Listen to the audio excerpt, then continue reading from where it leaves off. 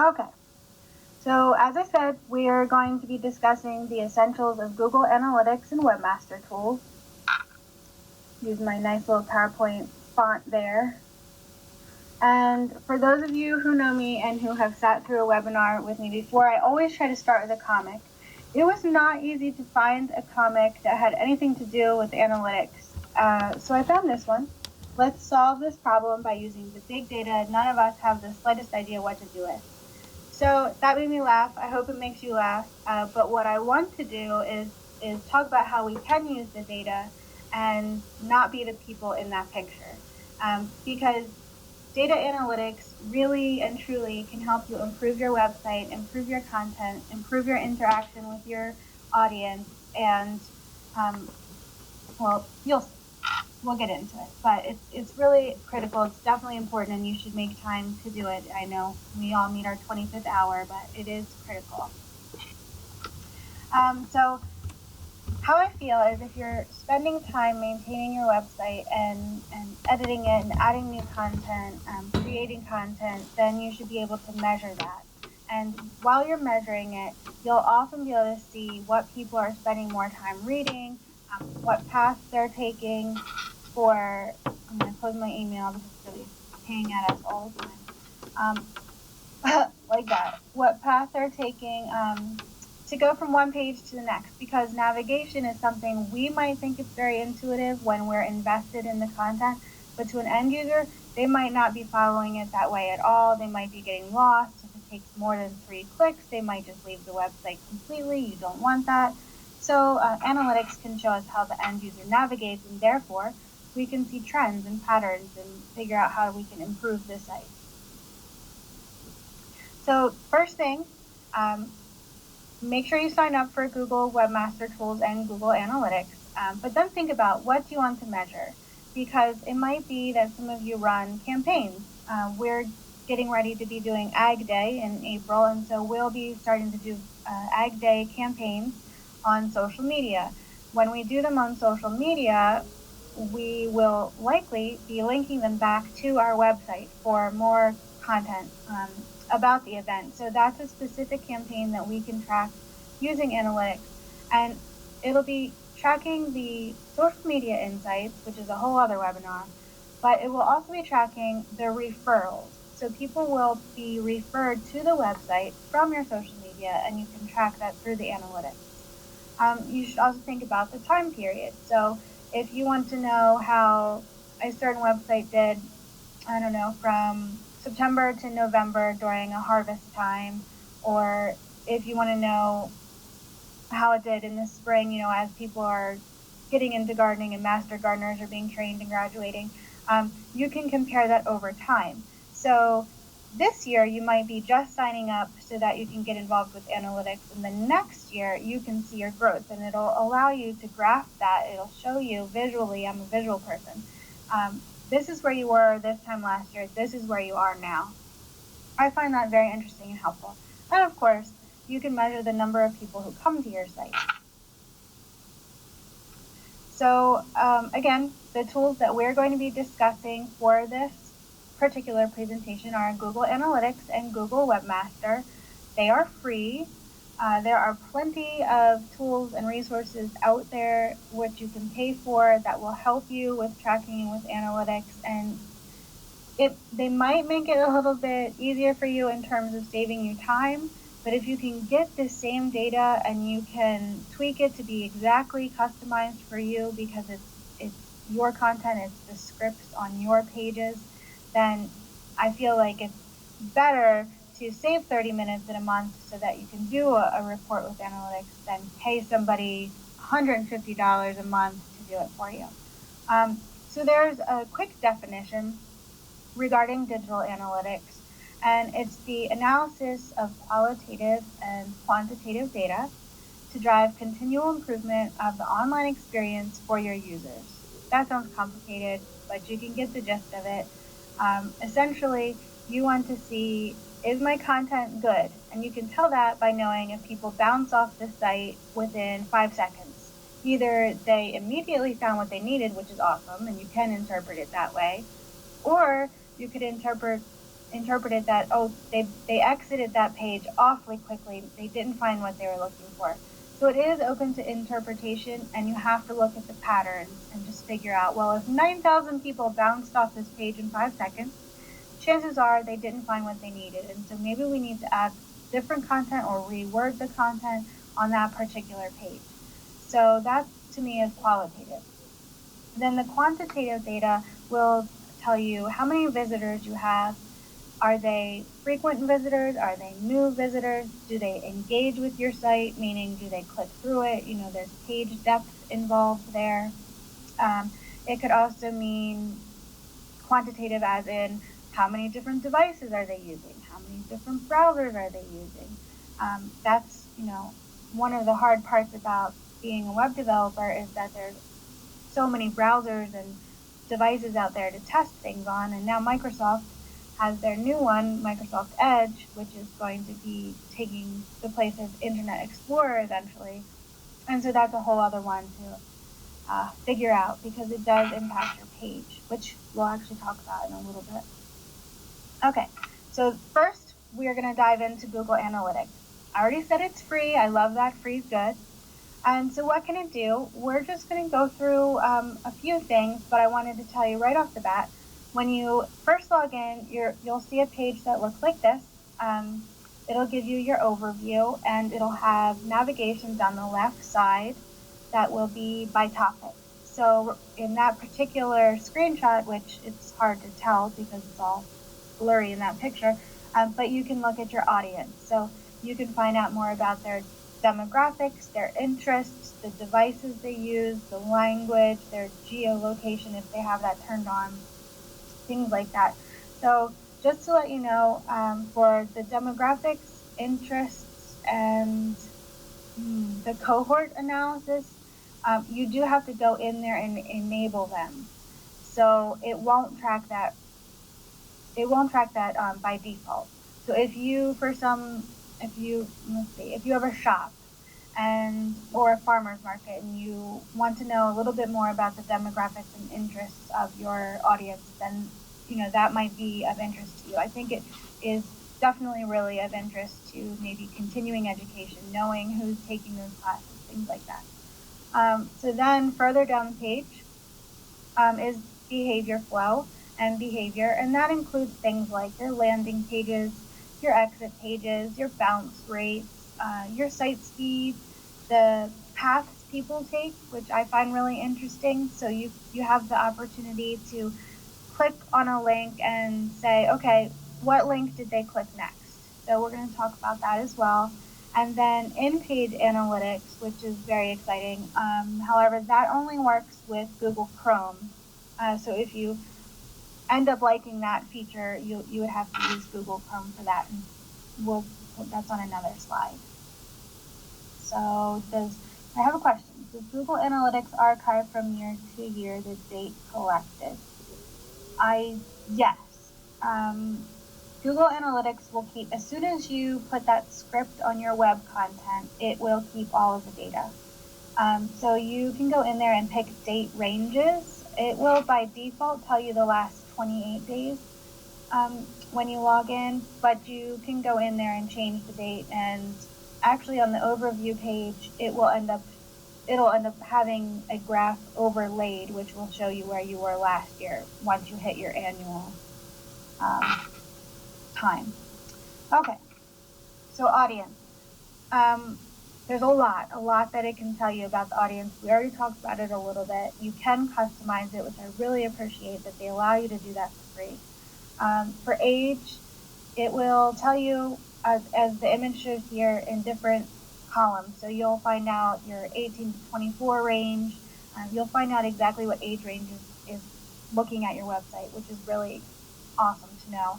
Of course, that is all dependent on how people have their privacy settings set up in their browser, because in most browsers, probably all browsers, you can choose to do private browsing, or incognito browsing it's sometimes called, and that will turn off access to any website from being able to track that type of data from you. So it won't be 100% conclusive, but it will give you some insight, which is interesting. It will also tell you what these people who are viewing your website are interested in. So that is how I know when you're on Facebook, it'll show you those ads on the side, and it'll be, I don't know, a sundress or Ugg boots or something, and you'll say, well, how do they know that I was just looking at that? It happens all the time with me, especially around Christmas when I'm doing a lot of online shopping and I see all these advertisements for other gifts my kids would love. But that's how it does it, through tracking things like that. It finds out what you're most interested in, what sites you're most likely to go to, and then it caters to that. It's really quite amazing and scary.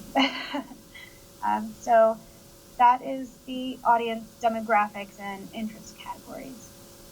Then there's the opportunity to see if you have a mobile audience, and it will break it down. Initially, you'll be able to see how many people are viewing your site mobilely by tablet or desktop, and then you can click on each of those. So if you click on mobile, like the screenshot I gave here, it will tell you which mobile devices are being used.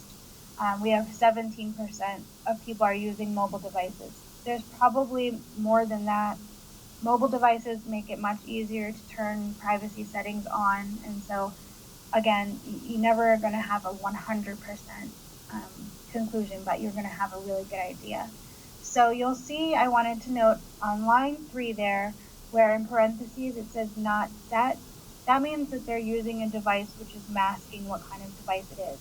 I don't know if you've heard of like a cracked iPhone, which means somebody has sort of hacked the iPhone operating system so that they could make it more what they want. That would be one of the not set things. So it kind of makes sense that for the College of Agriculture and Natural Resources at the University of Delaware, we might have some students who've done that, and so they are in the not set category. Why is this important? I just want to touch on that, and we're going to touch on it again, is responsiveness. So responsiveness means when you go to the website, it changes on a phone. So it doesn't look exactly like it looks on a desktop computer, and you might have to scroll differently, or you might notice that maybe the background image isn't there anymore. So they're developed and designed the site to be able to be more responsive on a smaller device, knowing that that device might not always be connected to Wi-Fi. So hopefully stripping out some of the content that was there for aesthetics that isn't really needed. So audience behavior, there's a whole plethora of screenshots I could have taken for this one, but I did this one because I thought it was really interesting. It showed that, at least for the last 28 days, which makes sense because students are going to be looking at websites, figuring out what college they want to go to now that we're entering spring semester. So we had 47% new visitors, so almost a 50-50 here. We had 52% returning visitors. So that's pretty interesting to me, and I'm going to check on that again, maybe right before fall semester, just because I want to know if that's a pattern or a trend. But it's really interesting, the behaviors you can track. So you can find out how frequently people are coming and if they're engaging. And the example I have there, and I should have given you a screenshot of this too, but most visitors will go through 2 pages on our site, which makes me a little nervous. So interpreting that, I'm trying to be hopeful and think that they found what they needed really quickly. Our new navigation on our website is a drop down right down on the left side, so it's pretty easy to get to things without having to click through pages. So I'm hoping that that's what it is, but anyway, that's the type of thing that you'll find. More on behavior. So when you go to the general overview page, when you click on behavior on the left-hand side of your Google Analytics dashboard, it's going to show you a graph that looks something like this. So in the last 28 days, there have been 84,000 page views on the site, and 33,000 of them are unique, which means the same person is coming to the site and looking at the same pages, which makes sense because it's probably our students and our faculty and things like that. But it's interesting. And then another interesting thing to note is the average time they've spent on the page. So 46 seconds is how long they're spending on a page. Not much time, which means you're probably not going to want a website that scrolls and scrolls and scrolls. Now, if you're a news site, if you're something like CNN or MSN and you have a long news article, that the average time on the page for that is probably a little bit different. And an example I have is Adam Thomas, our communication specialist.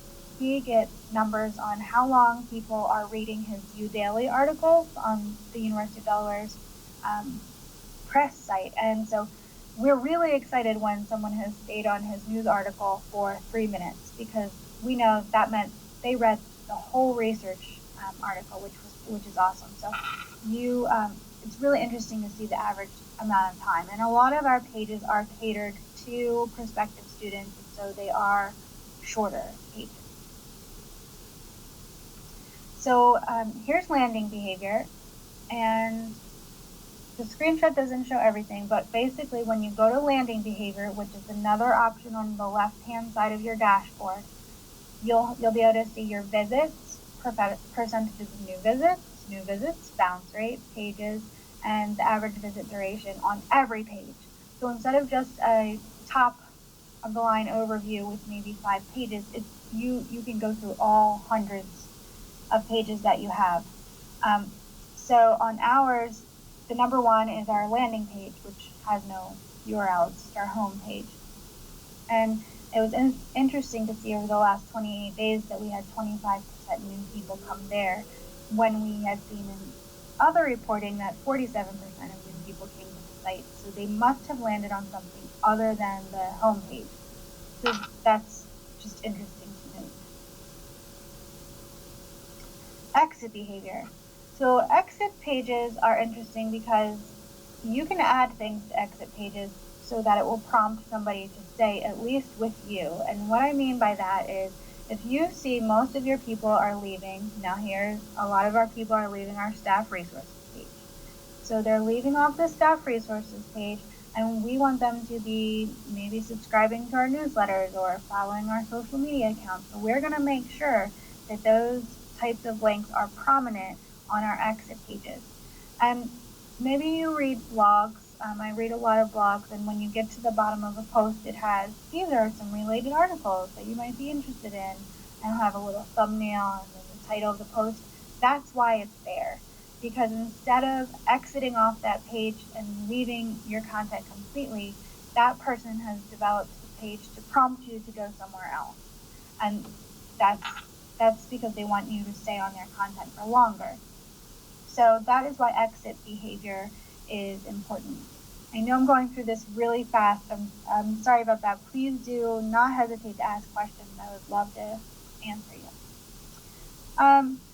Another thing Google Analytics does is show you time behavior.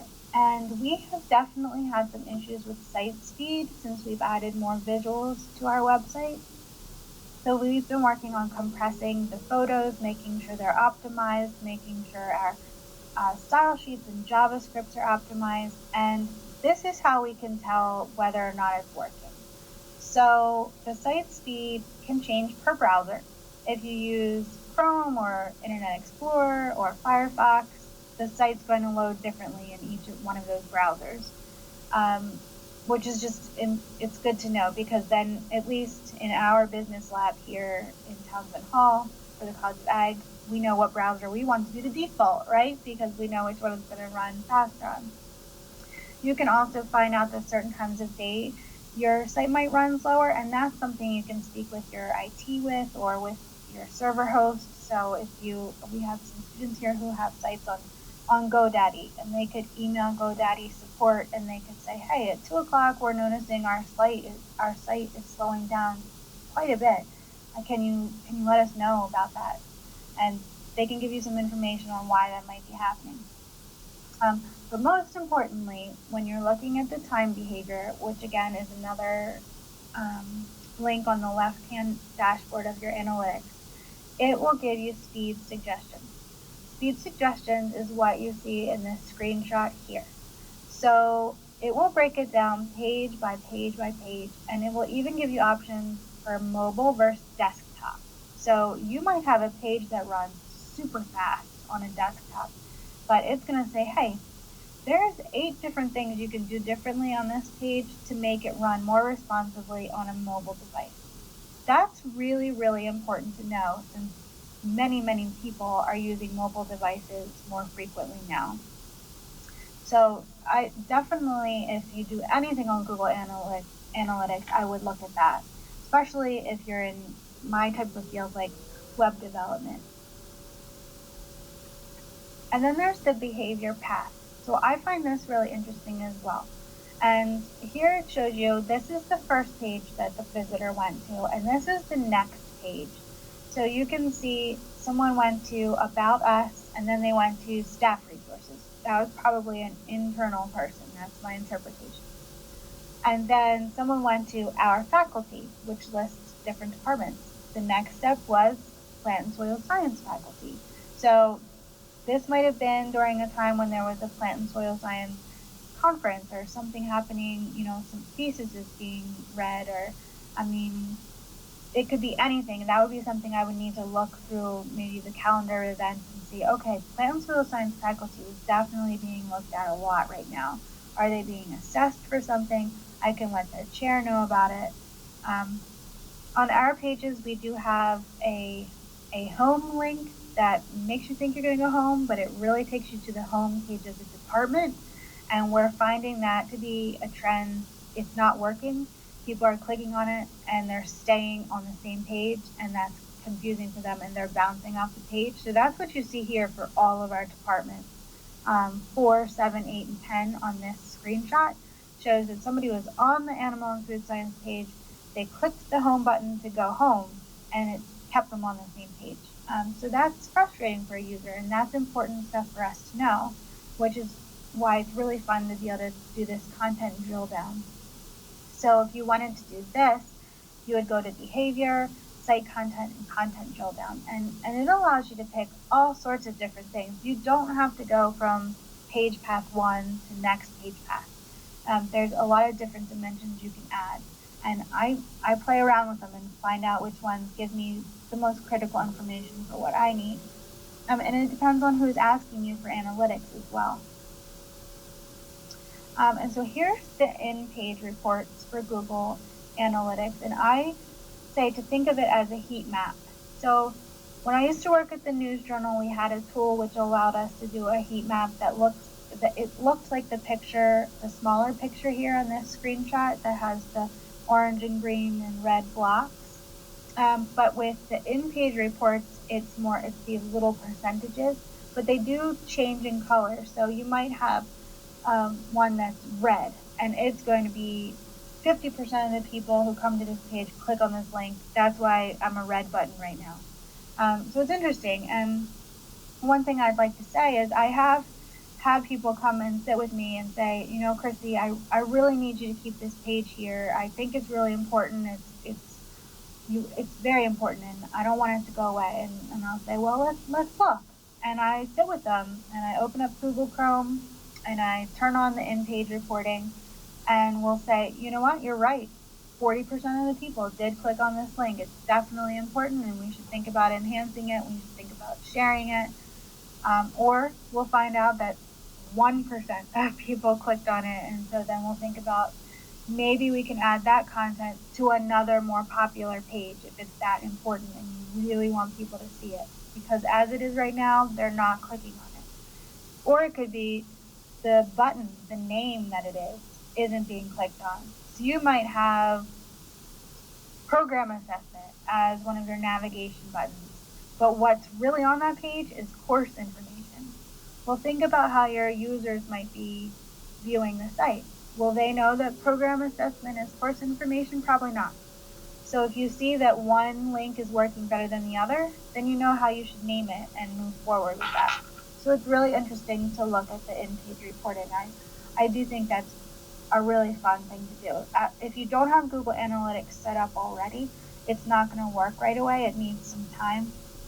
But if you do have it set up already and you just haven't been using it, definitely download Google Chrome and try that out. It is, I think it's the last link on the left-hand side of your Google Analytics dashboard. So one more thing before we move over to the Google Webmasters is the extras. So I had told you about the content drill down and how there are other options. You can do what's your landing page, what's your next page to find their path, but you can also find the traffic sources. So I can see that there are people who got to our future students page because somebody shared it on Google+. So that's really interesting to know because it means your content is shareable, and it also means that you know where they're sharing it. And Google Plus, for me, is not a social network that I use personally often, but I do know that you sort of get bonus points from Google when you use their social network because they want it to be more prominent and they're going to rank it higher. So in higher education and in a lot of different news mediums, actually even the White House, I think, has a Google Plus page, and that's why. I see that my name has logged out because my other computer has logged out, but hopefully you can still hear me under Michelle Wofford's username. Oh, look, Chris came back. I'm using Michelle Wofford's username. Thank you, Michelle, for letting me. So, hope I didn't cut out on anything just then when it timed out on me. But yeah, so the traffic sources is really fun, knowing how people got to your site and how they were referred. Thank you, Anne, that everything is fine. Thank you. Okay, so take a deep breath. I know Google Analytics is overwhelming. That was really only the basic essentials of it, at least how I use it. So now we're going to move on to Google Webmaster. Again, it's a free tool. We like free. Free is good. And it does do some data, but more importantly, what it does is it finds search queries, it crawls your site, it does the sitemap, and it tells you who's linking to you. So that's important because when people link to you, your page gets boosted in ranking, considered an important page. So knowing who's linking to you, maybe you will then want to go to them and say, hey, thanks for linking to us. Do you have content that we can link to? Something like that, and have a partnership. Okay, so Google Webmaster search queries. So the screenshot that I showed you here is what you will see when you log into Google Webmasters. It has the search appearance, search traffic, Google index, crawl, security issues, other resources. So right now, we're going to be talking about search traffic, and it just shows you how a user gets to your site. So I find that really fascinating, and the reason I do is because a lot of the people get to the College of Agriculture site by a professor's specific name. So I'll see Professor Kent Masser showing up in the top 50 searches, and I'll know, okay, people are definitely looking at his content right now, and we need to make sure his faculty page is updated. And I'll let him know that as well. And then also they search by topic. So right now, 30 people in the last 28, or in the last 30 days, it might be 28. It doesn't matter. In the last month, 30 people came to our website by searching for food science, the University of Delaware food science. So that's really important to know because you want to make sure you have those keywords on your website. So if you use a tool like WordPress, then you probably have a keyword built-in thing that you can add that to. So if you have any pages that have anything to do with food science, you want to make sure that that keyword's there because you know people are using it. And then if you're using something like Dreamweaver, you can do that as well there's meta tags that have keywords. Keywords. So depending on what type of site you're running, you might be using Google AdWords or pay-per-click advertising. That's going to be more for a site that you want to make money off of. But it could also be something if you're trying to build up boosted missions, things like that. If you want to get more students into your programs, if you want more crop producers to know what you're working on. So that's another way to think about the search queries is through as a keyword. So when we input a news article and we tag it, that's also a keyword. So we're using WordPress, which makes tagging much easier. But we'll make sure that every article that has something to do with Dr. Kent Masser will be tagged. Professor Kent Messer, because we know he's being searched for, and we want these things to show up in the ranking. So the crawl errors. Now, it's interesting that we combined Google Analytics and Google WebMaster because they do work very much hand in hand. But this particular slide is going to be for somebody who's more into the development side of it. So if you're not into that part of it, this might not make sense, but it's also interesting to know, and it could be something that you share with your IT person. But it will tell you exactly if you have any site errors or URL errors. And that's important because if you're restructuring your navigation and you change the URL and you have that linked somewhere else on the site and you just don't even remember at the time, it's going to become a broken link. And Google WebMaster will show you which links are broken. You can fix them, and then you can go back and you can tell Google, I fixed this link, it's not broken anymore. Take it out of your 404 reporting. We don't want to be penalized for having this many broken links. So, because you can be penalized if your site has a lot of broken links. The crawl also does sitemaps. So when you first log into Google WebMasters and you want it to help you with your website, you put in the domain. So I would put in tanner.udel.edu or extension.udel.edu. And I would say, I want my pages to be indexed. I want them to be searchable. I want people to get them high up in the rankings. I don't want them to be buried down on the 30th page of the search results. So having Google crawl it will tell you, okay, you just submitted 310 pages. We're going to index 304 of them. Well, why are you not indexing the other 6 pages? What's wrong with them? And it'll tell you. And sometimes it's because the information is duplicative. So there have been times where we've had a web page for current students and a web page for prospective students that had very, very, very similar content on them. And we actually got penalized for that. One of them wasn't indexed because they were so similar. So it's just interesting to know. And Linky Love, this is one of my favorite ones to look at. I love to see who's linking to us, and I think that's really interesting. I don't know if you read blogs. I'm a blog person, and I love Blogroll. So I used to have my own blog, and I was always excited when I saw my blog was added to someone's Blogroll. But it also shows you what is your most linked content, which it's interesting because how many people do you really want linking to your staff resources page, and why are they linking there? So you click through and you find out who's linking to that and why. Perhaps it's intranet type things, and it's not a big deal. But it just makes you know if you have something on there that you kind of want to be private because it's staff resources forms, then you might want to move it, or you might want to restrict it, put a password on it, because you've got a lot of people linking to it. Internal links is also helpful.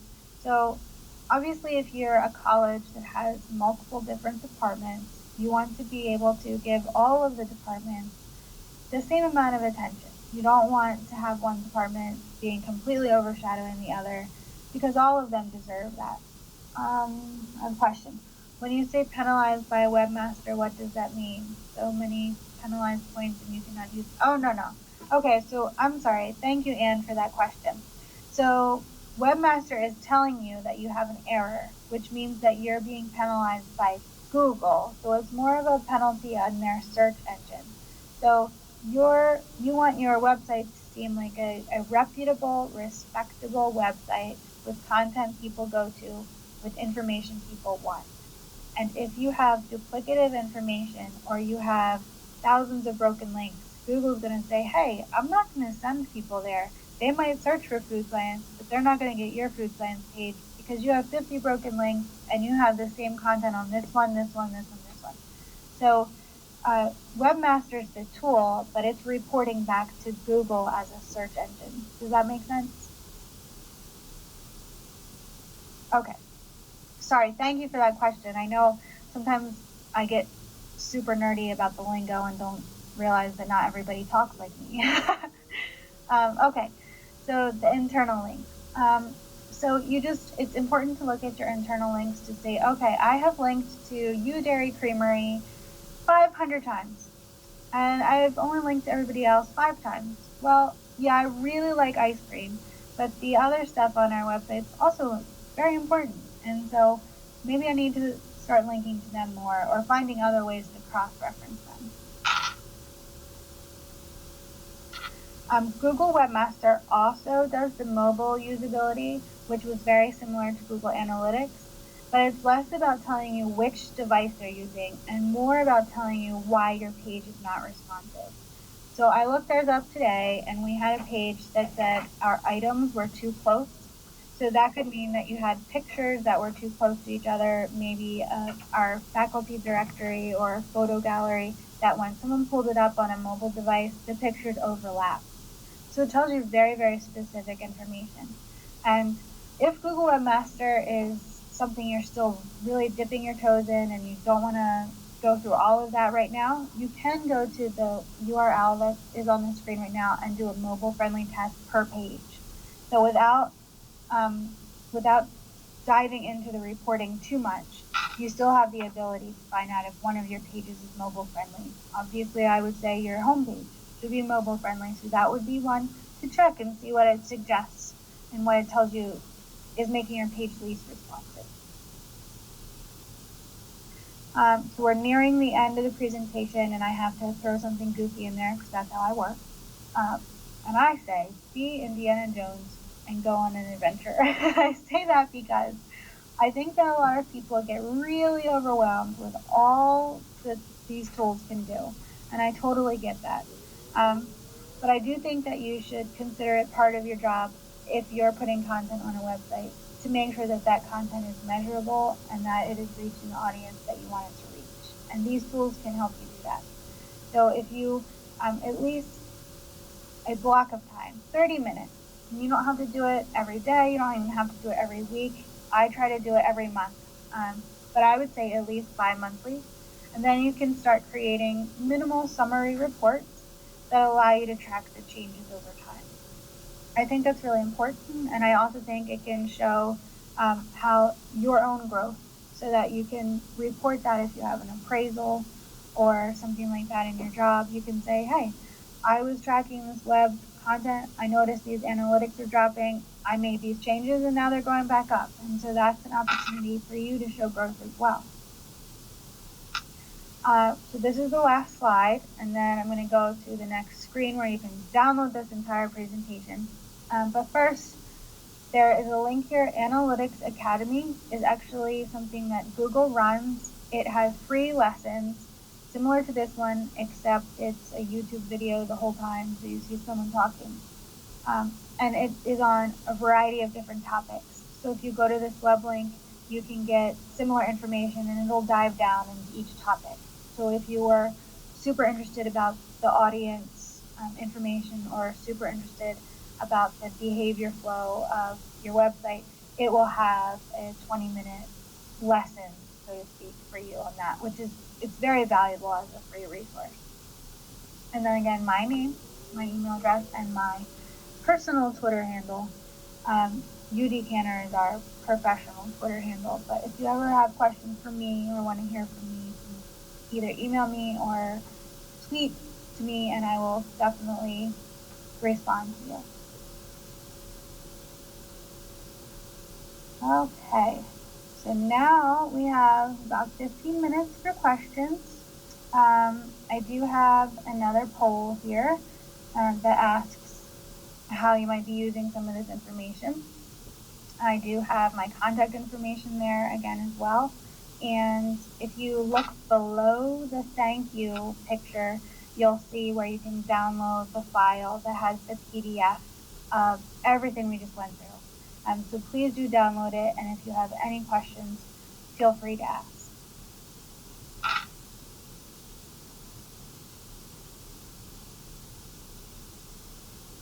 And this is the part where I feel awkward and I sit and I wait and see if anyone's going to ask me questions.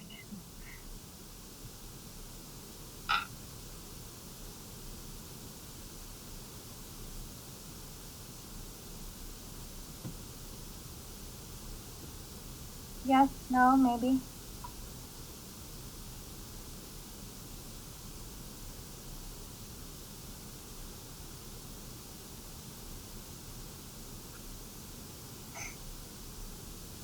It's a lot to process.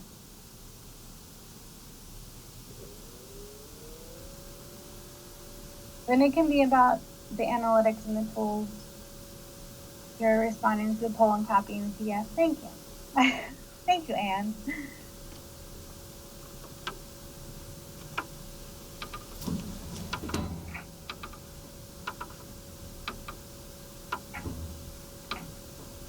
I work very closely with the communications here at the college, and these analytics go hand in hand with our social media analytics, and we're able to go straight to our supervisor or straight to the faculty chairs and say, this is how your content's doing, this is how we think we can improve it, this is the type of thing that people enjoy reading about. So it's interesting, and it is time consuming at first when you're not sure what's going on, and you're going there and you see all these links and all these graphs and all these numbers and none of it makes sense. But as you continue to do it, it's really great. And in fact, on Google Analytics, you can, for every page that comes up with an overview, which I showed you screenshots of the overviews, at the very top above the word overview, it has an option to email you that report, and it will send it to you as a PDF or as an Excel spreadsheet. So that's useful to know as well. All of the stuff that we talked about, you can export. You don't have to, write it down or take screenshots like I did. You can export Excel spreadsheets, and that's helpful because, one, you can save it easily, and two, you can add up numbers and you can say, Animal and Food Science, you got a total of 30,000 page views this month on these stories or on these particular pages, which is, it's useful information for them. Let them know that your team is working hard to get their information out there.